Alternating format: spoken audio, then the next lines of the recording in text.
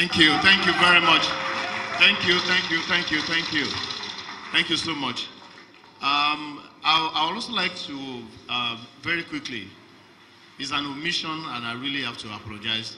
The Obong of Calabar has been here and he will still be properly recognized, with full titles and names. Please, ladies and gentlemen, let's welcome the Obong of Calabar. You're welcome.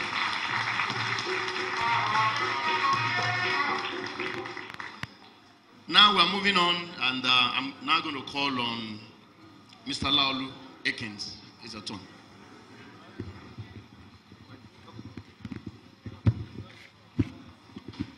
Thank you very much.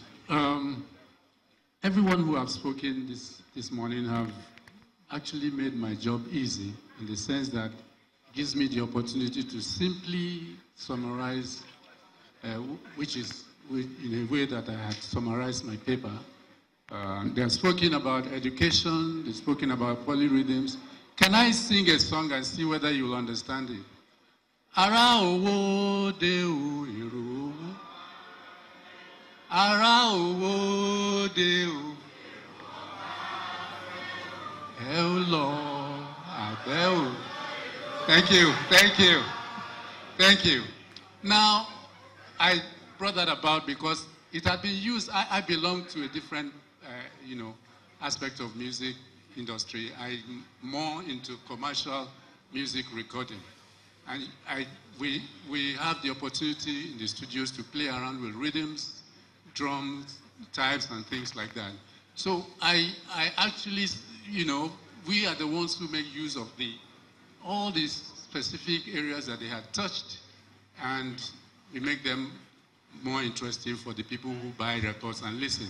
That's not to say that's not to take anything away from the academic aspect of music. In fact, I had mentioned in my paper the importance of education via drums. And this is an essential part of what we must do. I want to thank the governor for reviving drums.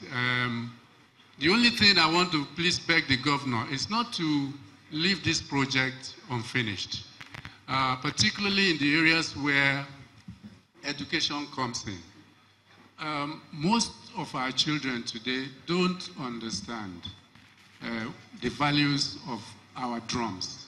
They do not, because they haven't started from, when they were young. Today, they are all playing under the influences of foreign drummers, foreign musicians.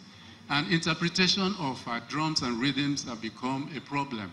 We have to continuously inculcate it, and entrench it. This is why I believe that going forward from this festival, government should have a policy, a deliberate policy on education to instill knowledge into our children from the very early age so that this culture will not go extinct and we can preserve it and continue to, keep it strong forever and ever. I think that if our children understand, if they learn, they can choose what they do thereafter. But if they have the basic understanding of what these things are about, these rhythms are about, these drums mean. I summarized, for instance, and said that our drums have names. They have historic meanings and applications. The skins, which someone called membranes, and side strings have textures which determine each drum's tonal quality, response, and mode for dialogue. The wood, the pegs, and frames have treatment procedures that have peculiarities to the character of each drum. All of this form part of lessons which ought to be taught in an African cultural course of study, African drums cultural course of study. We need to quickly return to our history and bring our rich heritage up front. Drum it hard into our children's ears so the culture does not go extinct. Thank you very much. Thank you so much.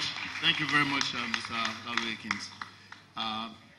Please, let's listen to this short announcement.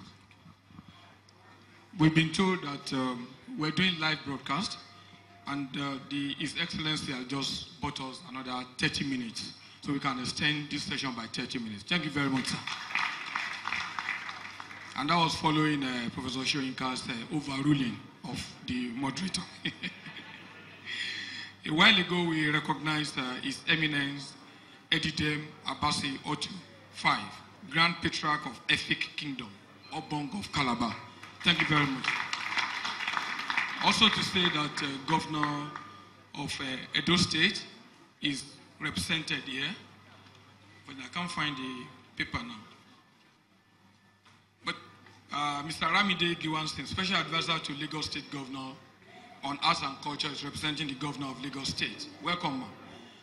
Honorable Commissioner for Cultural, Tourism and Diaspora Affairs from Edo State is here. Honorable Commissioner for Culture and Tourism, Gombe State is there. Executive Secretary Culture, Katsina State is there. Thank you very much. Thank you. Before I go into the next speaker, I would like to prepare our international drummers to please get set. You'll be coming into the middle here to have your performance, but after the next two speakers. So please get prepared, our international drummers. I'd like to call on Dr. Bukola Bello. It's your turn. Thank you very much. Your Excellency, the Minister, Royal Fathers, the consultant, Professor Wole Soyinka, other panelists here, distinguished guests, ladies and gentlemen, I thank you for having me this morning discussing drumming for socioeconomic development. I did prepare to say that drumming, which is a mode of communication, is almost as old as the existence of man.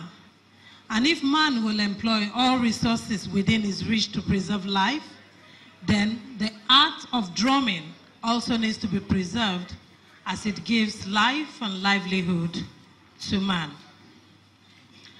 I briefly touched on two areas, one of which has been ignored for a while, but still very present, a daily occurrence, especially in our country, Nigeria, which is